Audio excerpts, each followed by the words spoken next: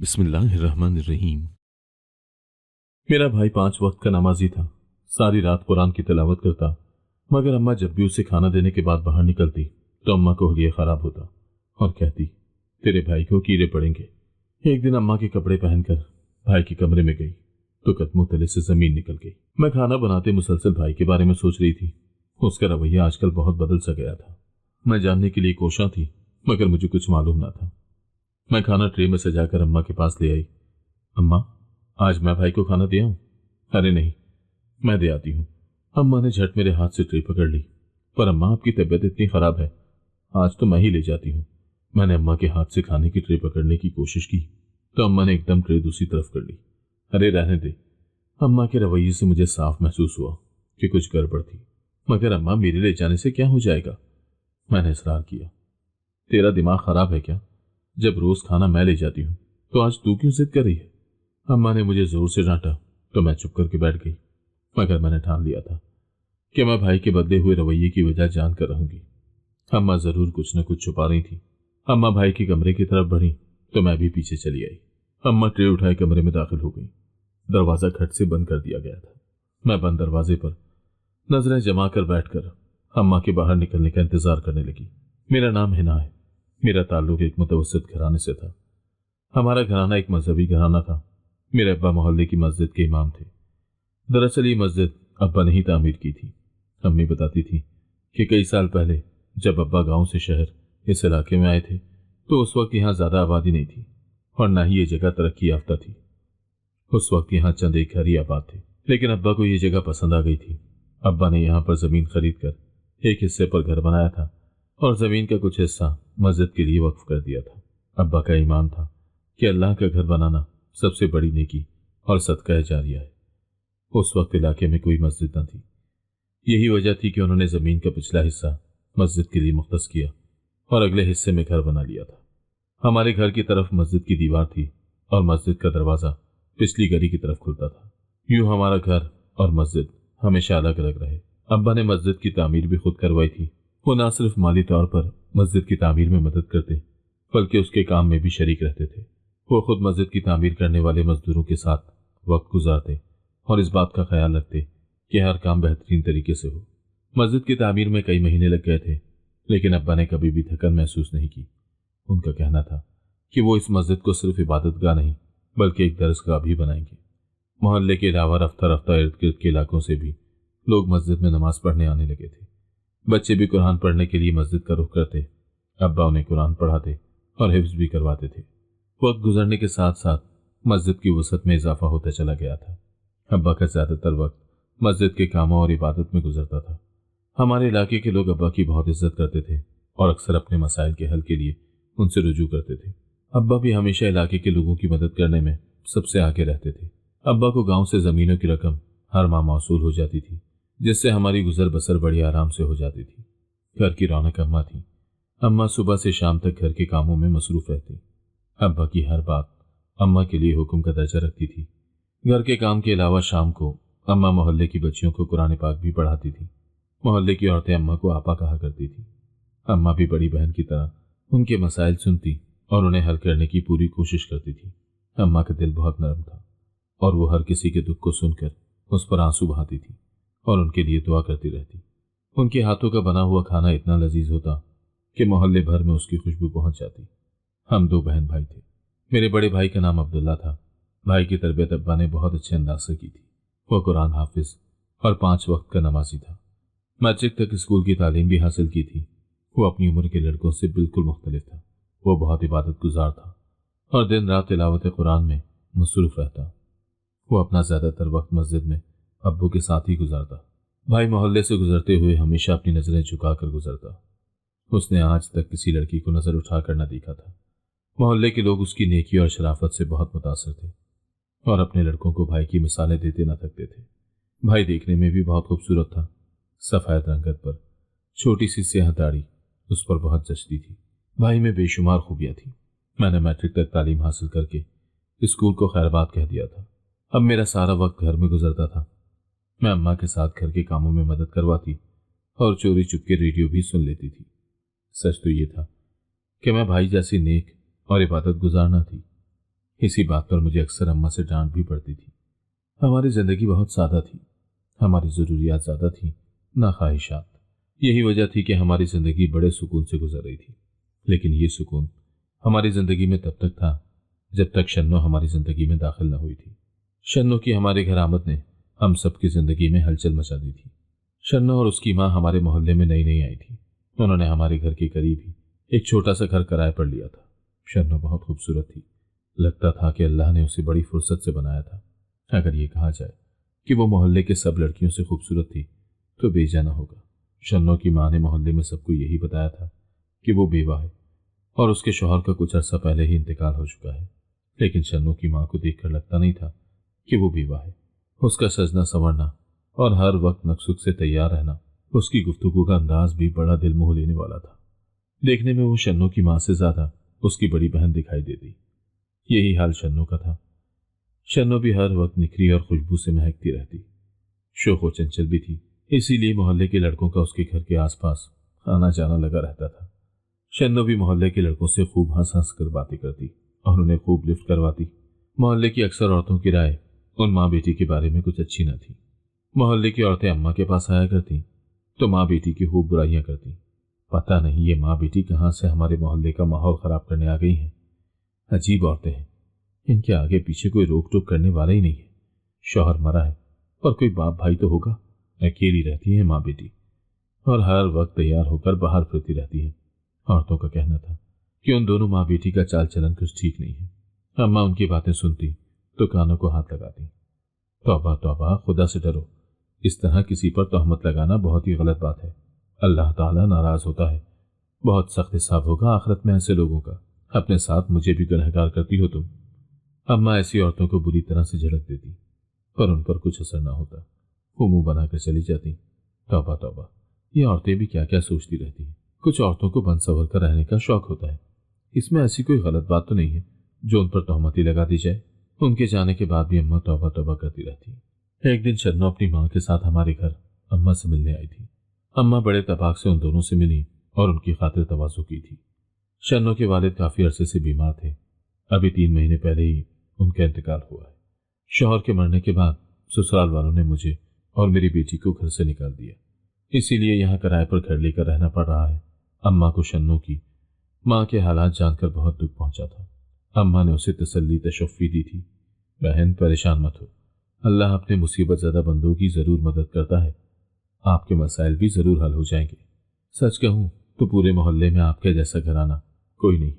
शन्नो की माँ ने अम्मा की तारीफ की। मोहल्ले की औरतें तो मुझे यूं घूरती हैं जैसे मैंने उनकी कोई चीज़ चुरा ली हो। मैं बेवा औरत हूँ, अंदर बाहर के हजारों काम होते हैं। क्या करूँ, सब कामों के लिए खुद ही निकलना पड़ता है घर से। पर मोहल्ले की औरतें पता नहीं कैसी बातें करती हैं मेरे बारे में। शन्नो की माँ की बातें सुनकर अम्मा के साथ मुझे भी उससे हमदर्दी हो गई थी। एक बेवा और तन्हा औरत के साथ इस तरह का बर्ताव हरगिज मुनासिब नहीं था, बल्कि मोहल्ले वालों को हर मुमकिन तौर पर उसका ख्याल रखना चाहिए था। अल्लाह का भी यही हुक्म है। मैं बड़ी दिलचस्पी से शन्नो को देख रही थी। वो मेरी ही उम्र की थी, लेकिन बहुत खूबसूरत थी। अम्मा को बातों बातों में पता चला था कि शन्नो कुरान पढ़ना नहीं जानती। अम्मा हैरान रह गई थी। है, ये शन्नो इतनी बड़ी हो गई और आपने इसे कुरान पढ़ना नहीं सिखाया? हाँ, क्या करती, इसके बाप की तवील बीमारी की वजह से मुझे हर वक्त उनके साथ रहना पड़ता था। इसको अकेले कैसे कहीं पढ़ने भेज देती। स्कूल भी नहीं जा सकी है। मैं चाहती हूँ कि कम से कम दीन का तो कुछ सीख ले। आप इसको कुरान पढ़ा दें। आपके पास आएगी तो मुझे भी तसल्ली रहेगी और कुछ ना कुछ तो पढ़ना सीख ही जाएगी। शन्नो की माँ ने कहा तो अम्मा ने उसे पढ़ाने की हामी भर ली थी। यूं शन्नो ने कुरान पढ़ने हमारे घर आना शुरू कर दिया था। बड़ी होने की वजह से अम्मा उसे बाकी बच्चों से अलहदा टाइम देती थी। यतीम होने की वजह से अम्मा उसके साथ खुसूसी शफकत का मुजाहरा करती। यतीम के साथ अच्छा सलूक करने से अल्लाह बहुत खुश होता है। अम्मा मुझे भी अच्छी बातें बताती रहती थी। अम्मा की तवज्जो और मोहब्बत की वजह से अब उसने पढ़ाई के अलावा दूसरे औकात में भी हमारे घर आना शुरू कर दिया था। मैं भी घर पर अकेली बोर होती रहती थी। शन्नो के आने से मेरी बोरियत दूर हो जाती थी और मैं उसके साथ मिलकर बातें करना शुरू कर देती थी। शन्नो बहुत दिलचस्प बातें करती थी। उसके पास दुनिया जहां के किस्से थे। वो बहुत हंसमुख थी। बात बात पर ऊंचे ऊंचे कह कहे लगाना शुरू कर देती थी। हमारे घर में उसकी हंसी की झनकार गूंजती रहती थी। अम्मा सुन लेती तो फौरन उसको टोक देती थी। आहिस्ता हंसो। लड़कियां इतनी ऊंची आवाज में नहीं हंसती, घर से बाहर आवाज जाती है। अम्मा की डांट सुनकर शन्नू कुछ देर के लिए खामोश हो जाती, लेकिन कुछ देर में ही वो फिर सब कुछ भूल जाती और दोबारा से बुलंद आवाज में हंसना शुरू कर देती थी। भाई घर पर होता तो मैं उसके मुंह पर हाथ रख देती। चुप करो, आहिस्ता बोलो, भाई कुरान पढ़ रहा है, उसकी इबादत में खलल पड़ता है। तुम्हारा भाई के हर वक्त इबादत करता रहता है, आखिर ऐसे कौन से गुनाह बख्शवा रहा है तुम्हारा भाई? वो फिर से हंसने लगती। चुप करो तुम, मेरा भाई हाफिज कुरान है, इसीलिए वो रोजाना कुरान की तिलावत करता है। कभी जब भाई घर पर होता और मैं उसे आहिस्ता हंसने को कहती तो वो नाराज हो जाती। तुम्हारे भाई भाई की गिरदान सुनकर तो मेरे कान पक गए हैं। भाई घर पर है ये मत करो, भाई घर पर है वो मत करो। तुम्हारा भाई क्या आसमान से उतर कर आया है जो उसकी वजह से हम बातें ही ना करें? मुंह बंद कर लें अपना। ओफो, तुम्हें बोलने से कब मना किया है? बस थोड़ा आहिस्ता बोलो। आहिस्ता नहीं बोल सकती तुम? आहिस्ता ही तो बोल रही हूं। वो फिर हंसती तो मैं अपना सर पकड़ लेती। उसको समझाना नामुमकिन था। वैसे तुम्हारा भाई है बहुत खूबसूरत, एक दिन शन्नू ने कहा तो मैं हैरान रह गई थी। तुमने कहाँ देखा उसे? मस्जिद जाते हुए कई बार देखा है, लेकिन तुम्हारे भाई ने तो मेरी तरफ नजर उठाकर नहीं देखा। उसने मुंह बनाकर कहा, भाई हमेशा नजर झुका कर रखता है, उसकी हमेशा की यही आदत है। वो पराई लड़कियों को नहीं देखता। अगर एक बार मुझे देखा तुम्हारे भाई ने तो अपनी पुरानी आदत हमेशा के लिए भूल जाएगा। शन्नू ने एक अदा से मुस्कुरा कर कहा। मुझे शन्नू की बात अच्छी नहीं लगी थी। कैसी बातें कर रही हो? मेरा भाई ऐसा नहीं है, वो बहुत नेक और शरीफ है। मैंने कुछ गुस्से से कहा तो शन्नू ने बात बदल दी थी। अरे मैं तो मजाक कर रही थी। अगर किसी दिन तुम्हारा ये मजाक अम्मा ने सुन लिया तो लिहाज नहीं करेंगी तुम्हारा। मैं शन्नू को अम्मा से डराती तो वो हंसने लगती। रहने दो, खाला बहुत अच्छी है, वो मुझे कुछ नहीं कहेंगी। एक दिन भाई अचानक किसी काम से मेरे कमरे में आया। उसे इल्म नहीं था कि शन्नू भी वहां मौजूद है। शन्नू को देखकर भाई वापस जाने लगा तो शन्नू ने उसे आवाज देकर रोक लिया था। सलाम मौलवी साहब, मैं हिना की सहेली हूं। जी वालेकुम अस्सलाम। भाई ने नजरें झुकाकर जवाब दिया। आप हर वक्त इबादत में मसरूफ रहते हैं, कभी हमसे भी 2 घड़ी बात कर लिया करें। अल्लाह की मखलूक का ख्याल रखने से भी अल्लाह खुश होता है और सवाब भी मिलता है। मैं शन्नू की बात सुनकर दंग रह गई थी। भाई भी सटपटाकर कमरे से तो क्या, घर से ही बाहर निकल गया था। भाई के इस तरह घबराकर भागने से शन्नू कहका लगाकर हंसने लगी थी। उफ, तुम्हारे भाई ने तो शर्मो हया में लड़कियों को भी पीछे छोड़ दिया है, उसने हंसते हुए कहा। मुझे शन्नू से इस कदर बेबाकी की उम्मीद नहीं थी। आज तक मैंने अपने भाई से कभी इस तरह से गुफ्तगू नहीं की थी, ना ही कभी हंसी मजाक किया था। जरूरी काम के अलावा हमारी आपस में कोई खास बातचीत नहीं होती थी। और शन्नू किस तरह मुंह फाड़कर भाई से मजाक कर रही थी। तुम्हें शर्म नहीं आती? किस तरह बात कर रही हो भाई से? उफ, तुम्हारा भाई कैसे लड़कियों की तरह शर्माता है। वो फिर से हंसने लगी थी। उन्हीं दिनों अम्मा की बहन की तबीयत काफी खराब थी। उनकी बीमारी संजीदगी के मराहिल में दाखिल हो चुकी थी, इसीलिए अम्मा का जाना जरूरी था। अम्मा मुझे घर और भाई का ख्याल रखने की हिदायत देकर कुछ दिनों के लिए गांव रवाना हो गई थी। शन्नू अब अक्सर भाई की मौजूदगी में आ धमकती थी। भाई भी मेरे तनहा होने की वजह से ज्यादातर वक्त घर पर गुजारता था और सिर्फ मस्जिद के औकात में मस्जिद जाता था। शन्नू अक्सर भाई से कोई ना कोई बात करने खड़ी हो जाती, कभी मजाक करती तो कभी उसकी तारीफ करने लगती। एक दिन भाई ने दरवाजा खोला। शन्नू को देखकर पलटकर जाने लगे तो शन्नू कहने लगी, मौलवी साहब, लगता है आप मुझसे नाराज हैं। नहीं, मैं आपसे क्यों नाराज होऊंगा? नाराज हैं तभी तो मुस्कुराते नहीं हैं, नजरें झुकाकर गुजर जाते हैं। कभी हंस भी लिया करें, कसम से बहुत खूबसूरत लगेंगे आप हंसते हुए। शन्नू की बात पर भाई को भी हंसी आ गई थी। भाई को हंसता देखकर शन्नू खुश हो गई थी। देखा, आज मैंने तुम्हारे भाई को हंसा दिया ना। शन्नू ने मुझे कहा तो मैंने सर पकड़ लिया था।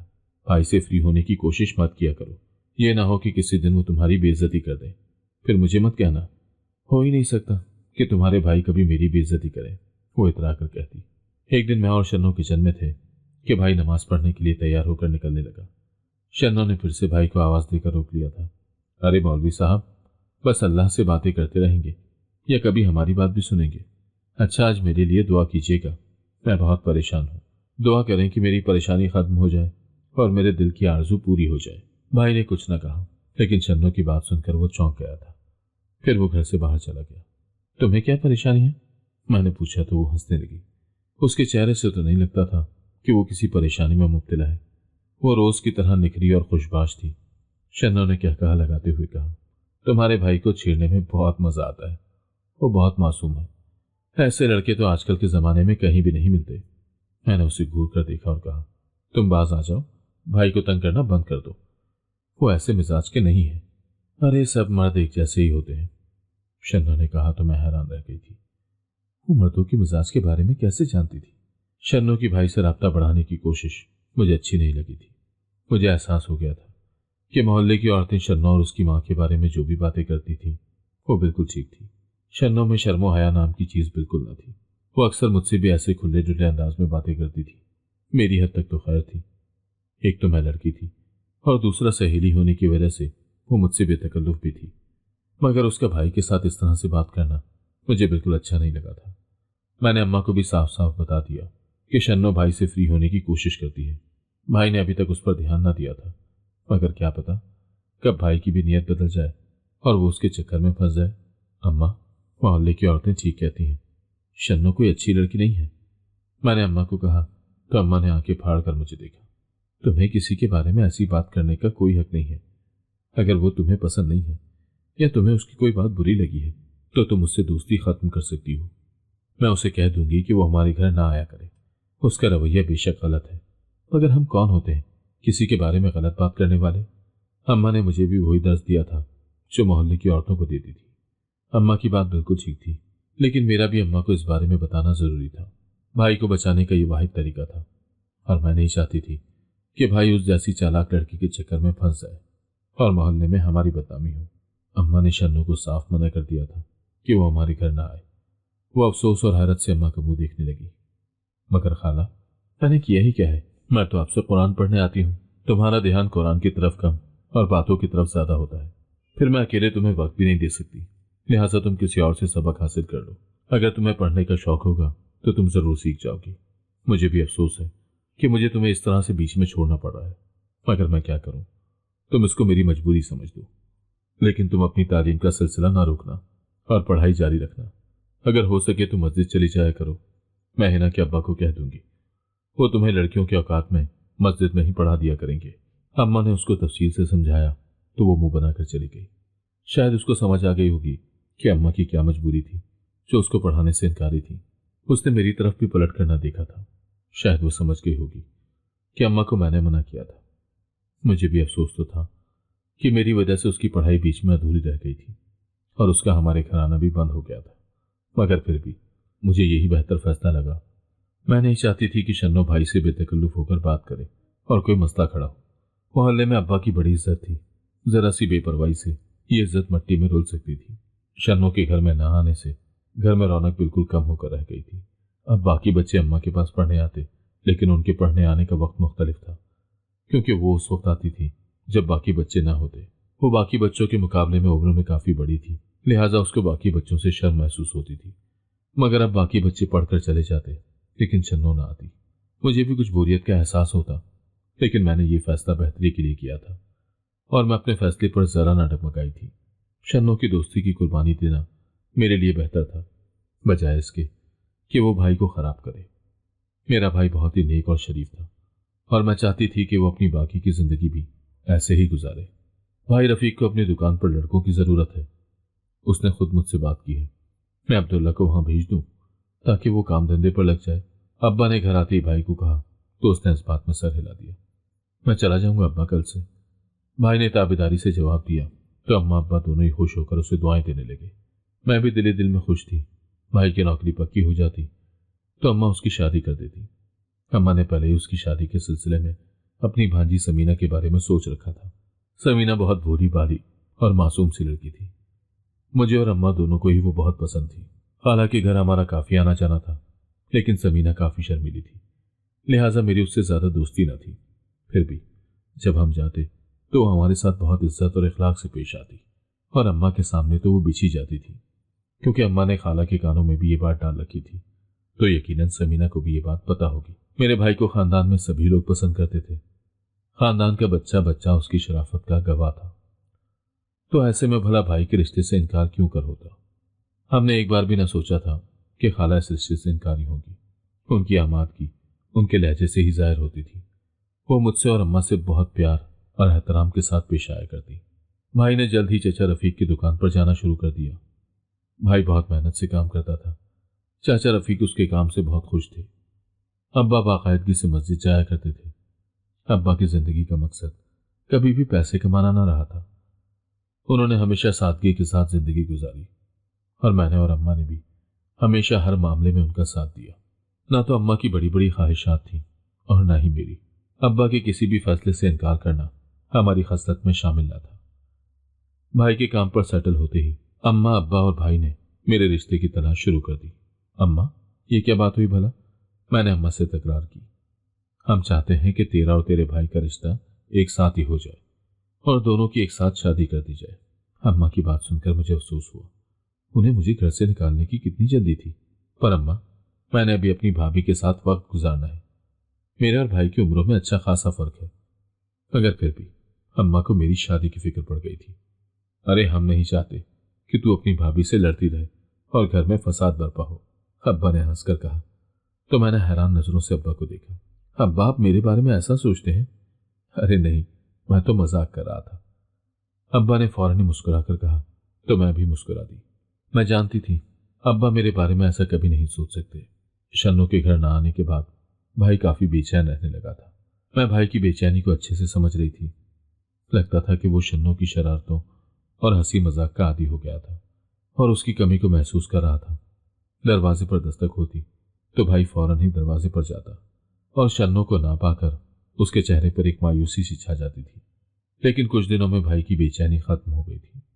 कल आते हुए 2 किलो मिठाई का डब्बा लेते आना। मैं और तेरे अब्बा कल सफिया के घर जाकर तेरा रिश्ता डालेंगे। अम्मा की बात सुनकर भाई हैरत से रुक गया था। क्या, मेरा रिश्ता? वो हैरानी से पूछने लगा। हाँ, मैंने और तेरे अब्बा ने फैसला किया है कि हम सफिया की बेटी समीना को तेरी दुल्हन बनाएंगे। अम्मा ने उसे तफसील से बताया तो वो चुप हो गया था और कुछ देर में ही घर से काम के लिए निकल गया। भाई के तासुरात से साफ अंदाजा लगाया जा सकता था कि वो इस रिश्ते से खुश नहीं है। मैं उसके घर से निकलते ही अम्मा की तरफ दौड़ी चली आई थी। अम्मा, मुझे लगता है भाई इस रिश्ते से खुश नहीं है, मैंने अम्मा को कहा। तो वो हैरानी से मुझे देखने लगी। ये क्या बात कर रही है तू? उसने ऐसा कुछ नहीं कहा। अम्मा, उसने कहा नहीं, पर मुझे ऐसा महसूस हुआ। तू बिला वजह के वहम पाल कर मत बैठी रहा कर। ऐसा कुछ नहीं है, कुछ ज्यादा ही सोचने लग गई है तू आजकल। तेरा वहम है। अम्मा ने फौरन ही मेरी बात से इनकार कर दिया था। अम्मा मेरी बात से मुत्तफिक ना हुई तो मैं भी चुप कर गई। मगर मेरे दिल में एक बेचैनी सी थी। भाई समीना को पसंद ना करता था, ये बात मैं साफ समझ चुकी थी। मगर भाई ने मुंह से कुछ नहीं कहा, यही काफी था। वैसे भी अम्मा अब्बा का इतना फर्माबरदार था, वो अपने मुंह से किस तरह इनकार कर सकता था कि वो समीना से शादी नहीं करना चाहता। मेरे जहन में यह सवाल कुलबुला रहा था कि अगर वो समीना से शादी नहीं करना चाहता था तो फिर किससे शादी करना चाहता था।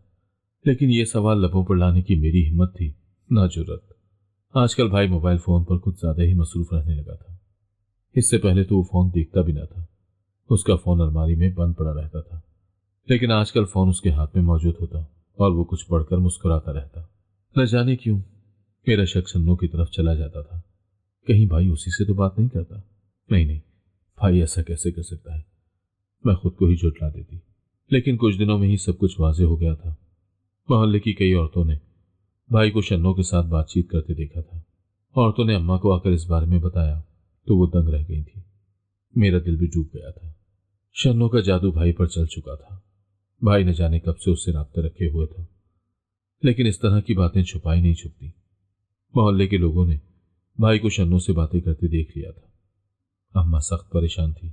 रात को भाई घर वापस आया तो अम्मा ने उससे इस बारे में बात की थी। भाई चुप रह गया था। ये सब क्या है अब्दुल्ला? तुम्हारा उस लड़की से मिलने का क्या मकसद है आखिर? तुम्हें कुछ अंदाजा भी है मोहल्ले वाले कितनी बातें बना रहे हैं? वो अम्मा, असल बात यह है कि शन्नू मुझे अच्छी लगती है। क्या कह रहे हो? अम्मा ने गुस्से से घूरा। हाँ अम्मा, यही सच है। भाई ने झिझकते हुए इकरार किया था कि वो शन्नू को पसंद करता है और उससे शादी करना चाहता है और शन्नू और उसकी माँ भी इस रिश्ते पर राजी है। ऐसा कैसे हो सकता है? तुम्हारे अब्बा हरगिज न मानेंगे। उन औरतों के तो खानदान का भी कोई अता पता नहीं है। खानदान से क्या होता है अम्मा? शन्नू अच्छी लड़की है, यतीम है। उसके सर पर हाथ रखेंगी तो आपको बहुत सवाब मिलेगा। भाई ने लजाजत से कहा। शन्नू कितनी अच्छी थी इसका अंदाजा तो हमें अच्छे से हो रहा था। शन्नू वो पहली लड़की थी जिसको भाई ने नजर उठाकर देखा था और शायद उसी वक्त अपने दिल में बसा लिया था। इसमें भी ज्यादा हद शन्नो का था। अपनी बातों और अदाओं से उसने भाई को अपनी तरफ मायल कर लिया था। वो भाई की जिंदगी में आने वाली पहली लड़की थी और भाई दिलो जान से उसका दीवाना हो चुका था। मैं जानती थी कि भाई को समझाना या रोकना अब हरगिज भी आसान ना था, लेकिन फिर भी अम्मा ने उसे समझाने की बहुत कोशिश की थी। जल्द ही अब्बा तक ये खबर पहुंच चुकी थी। भाई के इश्क की दास्तान मोहल्ले वालों की जबान पर थी। अब्बा को सख्त गुस्सा आया था। उन्होंने भाई को पहली मर्तबा खूब डांट पिलाई थी, लेकिन शन्नो के इश्क का जादू सर चढ़कर बोल रहा था। शन्नो के खातिर भाई ने पहली मर्तबा अब्बा से बहस की थी और साफ कह दिया था कि वो समीना से नहीं बल्कि सिर्फ शन्नो से शादी करेगा। अब्बा भी हैरत में थे। भाई की तो अब्बा के सामने नजरें न उठती थी और वो अब्बा के सामने बेशर्मों की तरह जबान चला रहा था। इसके सिवा कोई रास्ता न था कि भाई की बात को मान लिया जाए। कुरान और हदीस में भी यही था कि बच्चों की शादी उनकी मर्जी से की जाए। इसीलिए अब्बा भाई की मर्जी के खिलाफ उसकी शादी नहीं करना चाहते थे। अब्बा ने भाई को समझाने की बहुत कोशिश की थी, लेकिन जब वो नहीं माना तो अब्बा ने शन्नो ही से उसकी शादी करने का फैसला कर लिया था। मैं और अम्मा अब्बा के इस फैसले से खुश नहीं थे, लेकिन हम अब्बा को मना भी नहीं कर सकते थे। हमारे घर में अब्बा का फैसला आखिरी समझा जाता था। भाई आजकल बहुत खुश था। उसके दिल की मुराद पूरी होने वाली थी। इसी तरह एक दिन अम्मा अब्बा ने शन्नो के घर जाकर भाई का रिश्ता शन्नो के लिए पेश कर दिया था। शन्नो की मां को कोई एतराज न था, लेकिन उसने साफ कह दिया था कि वो शन्नो को कोई जहेज नहीं दे सकती। हमें जहेज चाहिए भी नहीं था और यूं भाई का रिश्ता शन्नो के साथ तय हो गया था। और अब्बा ने मोहल्ले के कुछ खास अफराद को बुलाकर भाई की मंगनी की रस्म अदा कर दी थी। भाई मंगनी के रोज बहुत खुश था, मगर मुझे शन्नो ज्यादा खुश न लगी थी। इस रिश्ते में दोनों की मर्जी शामिल थी, लेकिन शन्नो इतनी संजीदगी से बैठी थी कि मुझे बहुत अजीब लग रहा था। इतनी संजीदा तो वो कभी भी ना हुई थी। घर आकर मैंने अम्मा से इस बारे में बात की थी। अम्मा, आज शन्नो कुछ बुझी बुझी नहीं थी? शर्मा रही होगी, अम्मा कहने लगी। तो मुझे हंसी आ गई थी। शन्नो और शर्म दो मुतजाद चीजें हैं अम्मा। मैंने कहा तो अम्मा भी हंस दी थी। हो सकता है उसे अपने बाप की याद आ रही हो। ऐसे मौके पर बाप तो याद आता ही है। जो भी था, मैं और अम्मा भी भाई की खुशी में खुश हो गए थे। जिंदगी तो भाई ने गुजारनी थी। अगर हम उसकी शादी कहीं और भी करते थे तो शायद वो कभी खुश न रह पाता। भाई खुश था, हमारे लिए यही बहुत था। हमने सोचा था कि भाई का शन्नो से रिश्ता तय होने के बाद भाई और हम सब की जिंदगी सुकून से गुजरेगी, लेकिन हुआ उसके उलट था। भाई को शन्नो से मोहब्बत तो बहुत थी, लेकिन शन्नो का मिजाज उसके मिजाज से मेल न खाता था। बात जब तक मोहब्बत तक महदूद थी तो हालात भी ठीक थे, लेकिन जब से भाई ने शन्नो को अपनी बीवी के रूप में देखना शुरू किया था, भाई को अंदाजा हुआ था कि शन्नो और उसकी फितरत में तो जमीन और आसमान का फर्क था। शन्नो कोई घरेलू लड़की ना थी। उसे कुछ लेना होता तो बन ठन कर खुद ही दुकान पर पहुंच जाती या मोहल्ले की किसी भी लड़के को आवाज देकर उसे काम बताने लगती। भाई ने कई बार उसको बाजार में देखकर मना किया था कि अगर किसी चीज की जरूरत हो तो मुझे बोल दिया करो, मैं ला दूंगा। तुम्हें घर से निकलने की क्या जरूरत है? लेकिन शन्नो को तो बाहर जाकर अपना सौदा सलफ खुद लाने की आदत थी। वो घर में बैठने की पाबंदी बर्दाश्त नहीं कर सकती थी। उसको लगता था कि भाई उस पर बेजा रोक टोक कर रहा है। इस तरह दोनों की अक्सर अनबन ही रहा करती थी। भाई के अलावा शन्नो मोहल्ले के दूसरे लड़कों से भी खुले अंदाज में बात करती थी। भाई की गैरत को यह गवारा न था कि शन्नो पर उसके अलावा कोई नजर भी डाले, मगर दूसरी तरफ तो मामला ही उल्टा था। शन्नो की माँ और ना ही शन्नो भाई की बातों को खातिर में लाने वाली थी। शन्नो की तरबियत इस तरह की थी कि उसको खुद में कोई बुराई नजर ही नहीं आती थी। नतीजा ये निकला कि थोड़े ही अरसे में दोनों के झगड़े शुरू हो गए थे और मंगनी के 6 महीने बाद ही एक दिन शन्नो ने खुद ही मंगनी की अंगूठी उतारकर भाई के मुंह पर दे मारी थी। उस वक्त अब्बा भी घर पर ही मौजूद थे और हैरत से शन्नो को देख रहे थे। भाई शन्नो की इस हरकत पर हैरान रह गया था। ये क्या कर रही हो? मैं ये मंगनी खत्म कर रही हूँ। तुम्हारा मेरा गुजारा नहीं हो सकता। लेकिन क्यों? तुम एक बहुत ही दकियानूसी सोच के मालिक हो, जबकि मैं एक आजाद ख्याल लड़की हूँ। मैं इतनी पाबंदियां बर्दाश्त नहीं कर सकती। ये बात बड़ों को करने दो। तुम खुद क्यों बड़ी बन रही हो? अम्मा ने उसे टोका था। जो मेरा फैसला है वही मेरी अम्मी का फैसला है। क्या तुम मेरी मोहब्बत के खातिर खुद को बदल नहीं सकती? भाई ने पूछा था। हरगिज नहीं। मैं खुद को क्यों बदलूं?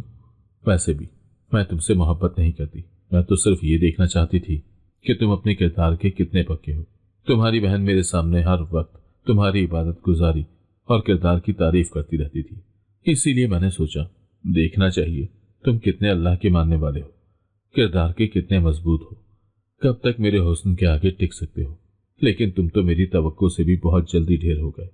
मैं मजीद तुम्हें बर्दाश्त नहीं कर सकती, इसीलिए मुझे अब आज़ाद करो।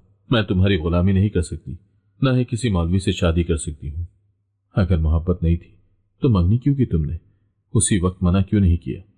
मैंने गुस्से से कहा, अपनी माँ की वजह से, क्योंकि मेरी अम्मी का कहना था कि ये शरीफ लोग हैं, तुम्हारी शादी कहीं तो करनी है, फिर इधर ही हो जाए तो अच्छा है। लेकिन तुम्हारा भाई मुझे बिल्कुल पसंद नहीं है, इसकी रोक टोक मुझे जहर लगती है। इसीलिए आज के बाद मुझसे कोई ताल्लुक मत रखना, वरना अच्छा ना होगा। शन्नो धमकी देकर जा चुकी थी। उफ, किस बड़ी मुसीबत से अल्लाह ने हमें बचाया है।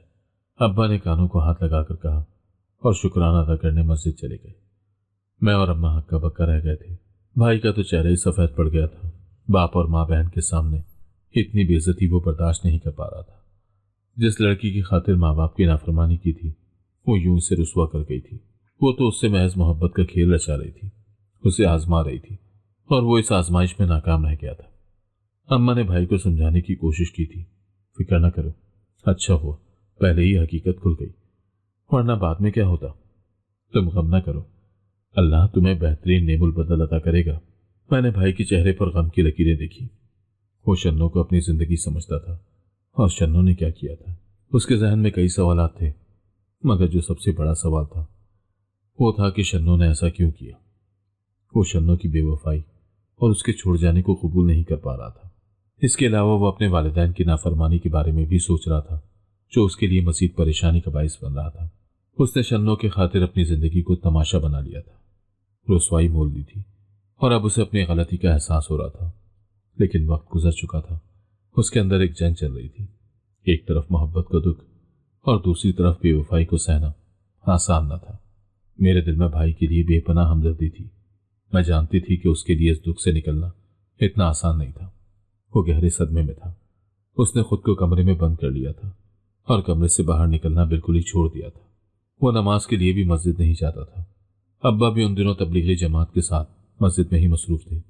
शन्नो को उसके धोखे की सजा जल्द ही मिल गई थी, और उसकी माँ की हकीकत भी सामने आ गई थी। कुछ दिनों के बाद शन्नो के घर पुलिस ने छापा मारा था। पूरे मोहल्ले वाले हैरान और परेशान रह गए थे। पता चला था कि शन्नो की माँ कोई बीवा औरत नहीं थी, बल्कि शन्नो का बाप किसी जुर्म में मुलविस था और रूपोश था। इसीलिए पुलिस उसको तलाश कर रही थी। पुलिस के डर की वजह से शन्नो की माँ शन्नो को लेकर यहां आकर छुप गई थी, लेकिन पुलिस ने उसे तलाश कर लिया था। पुलिस शन्नो और उसकी माँ को मोहल्ले से लेकर चली गई थी। शुक्र था कि शन्नो यहां से चली गई थी। अगर वो यहां होती तो शायद भाई उसे कभी न भूल पाता। लेकिन उस दिन के बाद से भाई कमरे से बाहर ही नहीं निकला था। अम्मा बताती थी कि वो बहुत ज्यादा परेशान है। अम्मा ही भाई का खाना उसके कमरे में ले जाती, मगर अम्मा जब भी उसे खाना देने के बाद बाहर निकलती तो अम्मा का हुलिया खराब होता। अम्मा का चेहरा जर्द होता और उनकी आंखों में आंसू होते। अम्मा के कदम लड़खड़ा रहे होते थे। क्या हुआ अम्मा? मैं पूछती तो अम्मा कहती, तेरे भाई को कीड़े पड़ेंगे। इसके अलावा अम्मा कुछ ना बताती। मैं भाई को खाना देने जाने की कोशिश करती तो अम्मा मुझे सख्ती से मना कर देती। तू रहने दे, मैं खुद ही ले जाऊंगी खाना। मैं शदीद तजस्सुस का शिकार थी कि आखिर भाई के कमरे में ऐसा क्या है जो अम्मा मुझे जाने ही नहीं देती, और खुद भी रोते हुए कमरे से बाहर निकलती है। एक दिन खाना ले जाने के वक्त अचानक अम्मा की आंख लग गई थी। तभी मैं अम्मा के कपड़े पहनकर खाना लेकर भाई के कमरे में दाखिल हो गई थी। लेकिन कमरे का जो मंजर था वो मेरे लिए बहुत हैरानकुन था। भाई का कमरा बिखरा हुआ था, जैसे किसी तूफान ने सब कुछ बखेर कर रख दिया हो। किताबें, कपड़े और भाई की चीजें हर तरफ फैली हुई थी। भाई कोने में खामोश बैठा था और उसके सामने शन्नो की तस्वीर रखी थी। भाई का चेहरा बहुत दुखी लग रहा था। उसकी आंखों में गहरा गम था। वो तस्वीर को मोहब्बत से देख रहा था और उससे बातें कर रहा था, प्यार मोहब्बत की बातें, जैसे शन्नो उसके सामने बैठी हो और वो उसे अपने दिल की दास्तान सुना रहा हो। मैंने आहिस्ता से उसे आवाज दी, भाई। उसने मेरी तरफ देखा। उसकी आंखों में इतना गम था कि मेरा दिल दहल कर रह गया। शन्नो ने मुझे छोड़ दिया है। उसकी आवाज बहुत मध्यम थी। खाना खा लो भाई, भूल जाओ शन्नो को। मैंने उसके करीब जाकर उसके कंधे पर हाथ रखकर कहा तो उसने गौर से मुझे देखा। यह कह उसकी आंखें गुस्से से भर गई थी। उसने खाने की ट्रे एक तरफ उल्टा दी थी और मुझे बालों से पकड़ लिया था। शन्नो, तुमने मुझे धोखा दिया है, मैं तुम्हें छोड़ूंगा नहीं। वो मेरा गला दबाने की कोशिश करने लगा था। मेरा सांस घुटने लगा था। भाई छोड़ो मुझे, मैं शन्नो नहीं हूं, मैं हिना हूं। भाई भाई, मैं बमुश्किल बोली थी। हिना? वो एकदम मुझे छोड़कर पीछे हट गया था। शन्नो कहाँ है? शन्नो कहाँ गई? शन्नो, शन्नो। वो कमरे में चारों तरफ देखकर आवाजें देने लगा था। मैं गिरते पड़ते कदमों से भाई के कमरे से निकलकर बाहर भागी थी। अम्मा ने मुझे खूब बुरा भला कहा था। क्या जरूरत थी तुझे भाई के कमरे में जाने की? मैंने मना किया था ना तुझे। पता नहीं क्या हो गया है मेरे बच्चे को, ऐसी बहकी बहकी बातें कर रहा है। अम्मा, भाई को जहनी सदमा लगा है, इसे इलाज की जरूरत है। अब्बा और अम्मा भाई को नफ्सियात के डॉक्टर के पास ले गए थे। काफी वक्त लगा था, लेकिन रफ्ता रफ्ता भाई की हालत संभल गई थी। वो शन्नो की बेवफाई के सदमे से बाहर निकल आया था। अम्मा ने समीना से भाई का रिश्ता पक्का कर दिया था और जल्द ही दोनों की शादी हो गई थी। समीना बहुत अच्छी बीवी साबित हुई थी। उसने सही मायनों में भाई की जिंदगी को खुशियों से भर दिया था और हमारे घर को जन्नत बना दिया था। अगर आपको आज की कहानी पसंद आई है तो वीडियो को जरूर लाइक कीजिएगा और अपने दोस्तों के साथ भी शेयर कीजिएगा। और हाँ, अगर आपने अभी तक हमारा चैनल सब्सक्राइब नहीं किया तो जरूर सब्सक्राइब करें। मिलते हैं कल एक नई और दिलचस्प कहानी के साथ। अल्लाह हाफिज।